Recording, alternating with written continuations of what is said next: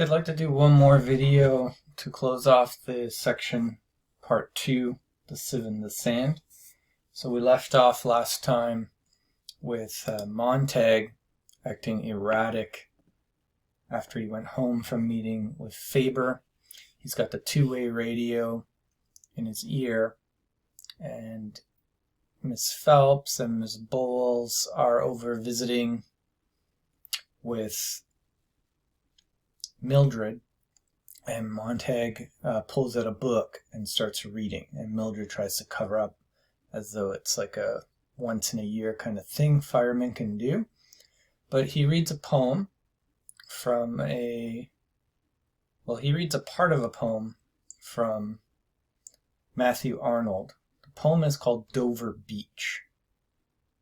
And actually, there's a little bit of a mistake, or maybe an intentional edit, in the use of this poem, because the poem is longer than this, and part of a line is actually put like a title, but it's actually not the title. So this, the Sea of Faith, actually should be just a normal line right before the next line. So this is just one of the stanza beginnings. So actually it should read, "The sea of faith was once two at the full, and round earth's shore lay like the folds of a bright girdle furled," etc. So this is actually just line 1, line 2, line 3, 4, etc. Okay, not quite sure why Ray Bradbury did that. This is not a title, but he turned it into a title in the way that he adapted the poem. Okay. One thing I want to point out is Montag himself is described as on fire. The room was blazing hot. He was all fire. He was all coldness. They sat in the middle of an empty desert with 3 chairs and him standing swaying and him waiting for Miss Phelps to stop straightening her dress hem and Miss Bowles to take her fingers away from her hair. So Montag is kind of burning up with a number of things. He's burning up with passion and desire for truth.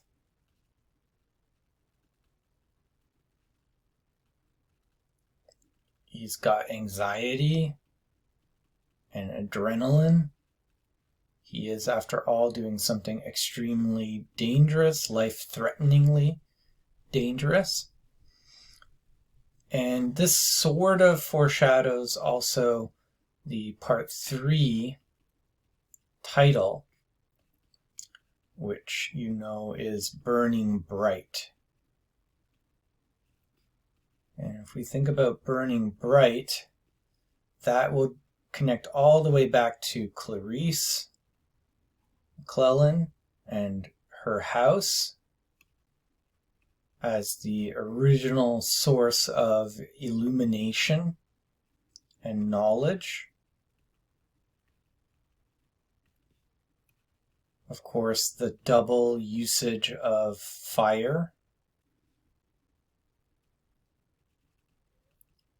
Okay, fire as a bright, powerful force. So in a sense, the fire has transferred inside Montag now. Before it was outside of him at Clarice's house. He observed it from a distance, but the sort of bright bit of knowledge and questioning that Clarice put into Montag kind of had to get inside of him. That's my Montag. Okay, so it had to get inside of him.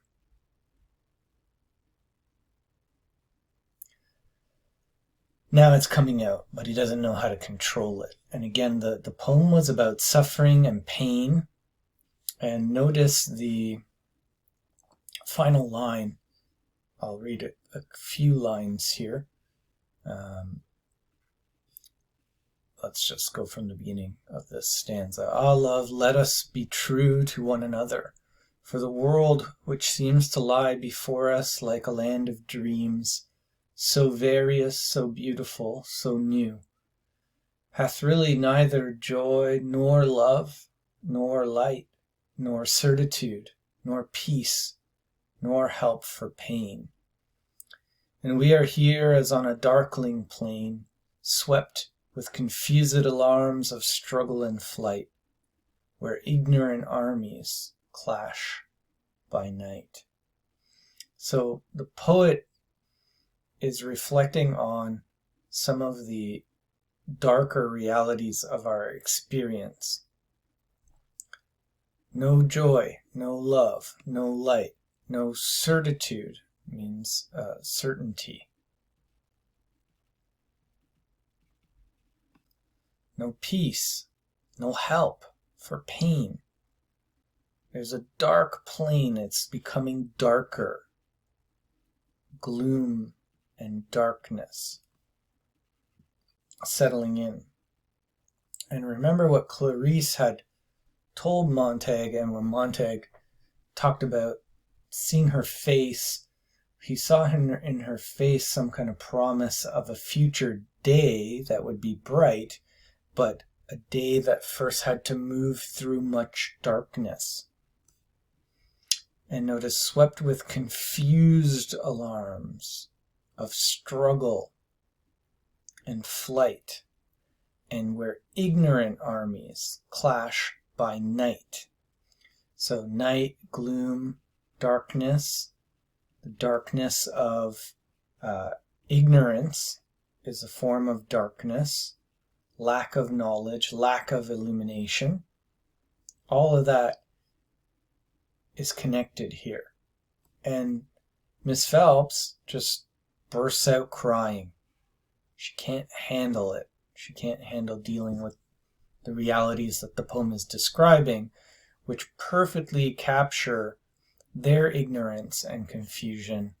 And the difference is they have ignorance plus avoidance.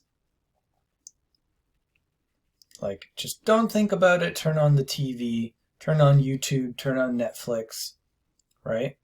Go on Instagram, go on Snapchat, go on TikTok, whatever your form of avoidance is, not to face the inner struggle and the inner realities.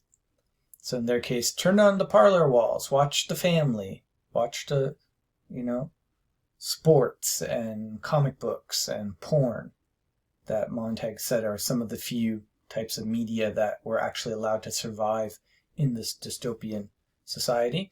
So ignorance plus avoidance versus self-reflection, which is what the poem actually does. The poem is reflective. Poetry is self-reflective. It probes the inner life. It probes the inner thoughts and feelings. So this whole issue of self-reflection, Clarice was like a light. Her face was like a mirror. We're going to see the importance of mirrors later on, which is also partly going to be connected to the river that Montague takes to escape from the hound. Okay, so lots of stuff going on here just in the use of this one poem as an illusion. And so the women get offended. They can't understand why Miss Phelps Clara is sobbing. And they're like, what's wrong? And she's like, I don't know, I just don't know. So they get offended. And Miss Bowles says, I'm trotting straight home, right straight home. You want to visit my house and my family? Well and good. But I won't come to this fireman's crazy house again in my lifetime. Because Mildred had suggested, let's just put on the TV and ignore all this stuff. And she's like, nope, I'm going home. So Montague essentially kicks them out The door is slammed. And the next scene, we see Montag looking for the books that he had stashed, and realizing Mildred had taken some or did something with them. He buries some of them in the backyard, tries to hide them in the bushes.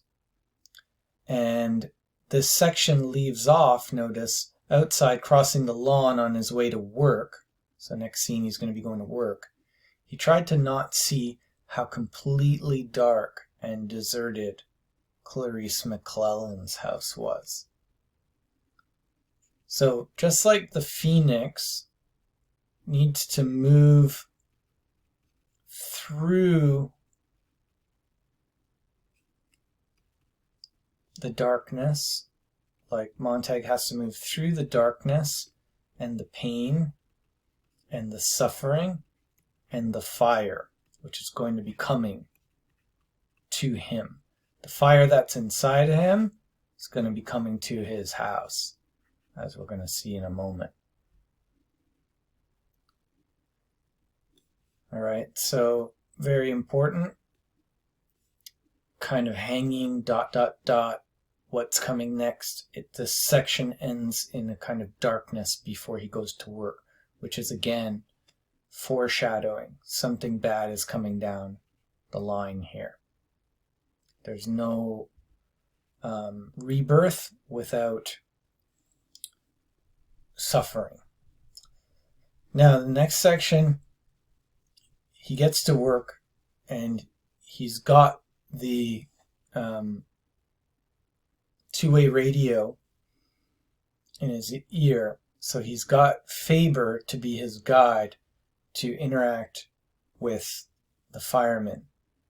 And it's going to be kind of Beatty versus Faber in a way here. So two people with knowledge and experience, but on different sides of the fence.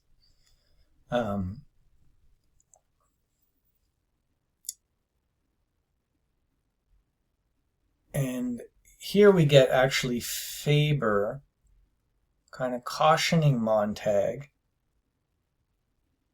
about how to use his knowledge, okay? The use of knowledge, and about how to view others, how to have compassion on the ignorant. So before we get to the Beatty section, which is an important kind of showdown, just notice what Faber says to him. Pity, Montag, pity. Don't haggle and nag them. He's talking about the women, the ignorant women, Miss Phelps and Mildred and them. You were so recently of them yourself. They are so confident that they will run on forever, but they won't run on. They don't know that this is all one huge blazing meteor that makes a pretty fire in space, but that someday it'll have to hit. They see only the blaze, the pretty fire as you saw it. Montag, old men who stay at home afraid, tending their peanut brittle bones, have no right to criticize. Yet you almost killed things at the start. Watch it. I'm with you. Remember that. I understand how it happened. I must admit that your blind raging invigorated me. God, how young I felt. But now I want you to feel old. I want a little of my cowardice to be distilled in you tonight. The next few hours when you see Captain Beatty, tiptoe around him. Let me hear him for you. Let me feel the situation out. Survival is our ticket. Forget the poor, silly women. I made them unhappier than they have been in years, I think, said Montag. It shocked me to see Miss Phelps cry. Maybe they're right. Maybe it's not best not to face things. To run, have fun. I don't know. I feel guilty. No, you mustn't. If there were no war, if there was peace in the world, I'd say fine, have fun. But Montag, you mustn't go back to being just a fireman. All isn't well with the world. Okay? So Beatty is saying, have some compassion on them.